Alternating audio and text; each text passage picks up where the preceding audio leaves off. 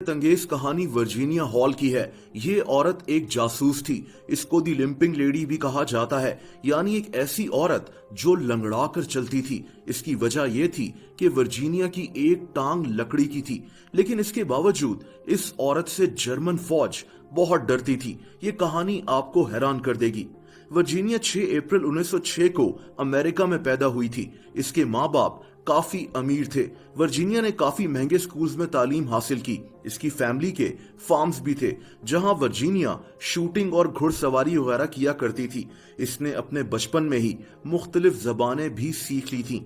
Virginia हमेशा से एक सफीर बनना चाहती थी। इसने कई दफा यूएस स्टेट डिपार्टमेंट में अप्लाई भी किया, लेकिन उस दौर में औरतों को ऐसी जॉब्स मिला नहीं करती थीं। इसको बहुत मुश्किल से टर्की में यूएस कॉन्सुलेट में एक क्लर्क की नौकरी मिल गई। लेकिन दोस्तों, इस दौरान इसके साथ एक भयानक हादसा पेश आया। ये 1933 की बात है। वर्जीनिया टर्की में ही परिंदों का शिकार करने एक जंगल में मौजूद थी कि एक फेंस के ऊपर चढ़ते हुए इसकी बंदूक से गोली चल गई, जो सीधा इसकी टांग पर लग गई। दोस्तों, इसकी वजह से डॉक्टर्स को इसकी लेफ्ट टांग काटनी पड़ी। वर्जीनिया की जिंदगी इस हादसे के बाद तब्दील हो गई। इसको एक 3 किलो वजनी लकड़ी की टांग लगा दी गई। ये वापस अमेरिका आ गई, लेकिन इस हादसे ने इस औरत की हिम्मत को नहीं तोड़ा। इसका अभी भी वही ख्वाब था कि ये एक दिन किसी मुल्क में सफीर बनकर जाएगी, लेकिन इसका ये ख्वाब कभी पूरा नहीं हो सका।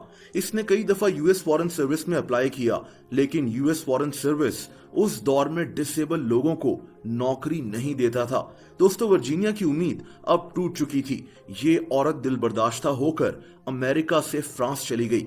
ये 1939 की बात है। वर्जीनिया को पैसों की कमी नहीं थी, इसीलिए इसने फ्रांस में एक एम्बुलेंस ड्राइवर की नौकरी कर ली, जिसके ये पैसे नहीं लेती थी। ये हॉस्पिटल गरीब लोगों का मुफ्त इलाज करता था।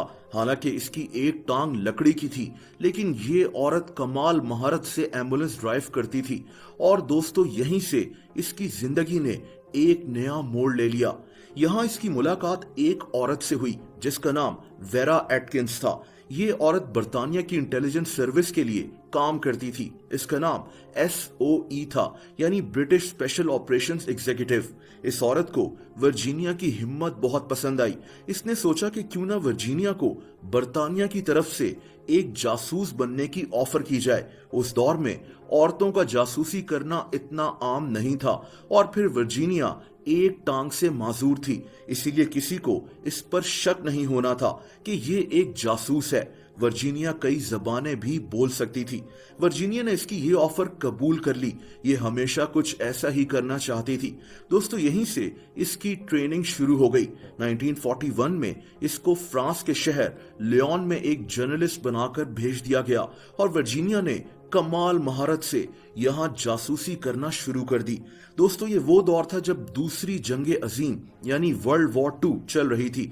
फ्रांस जर्मनी के खिलाफ जंग लड़ रहा था, और वर्जीनिया दरअसल फ्रांस में मौजूद जर्मन फौजियों के खिलाफ जासूसी कर रही थी। इसने फ्रांस में कई ऐसी औरतों से राब्ते बढ़ाने शुरू कर दिए जिनका ताल्लुक जर्मन फौजियों से था। वर्जीनिया फ्रांस के लोकल फाइटर्स के रहने का बंदोबस्त भी करती थी। अगले 1 साल में वर्जीनिया ने जर्मन फौज को बहुत नुकसान पहुंचा दिया था।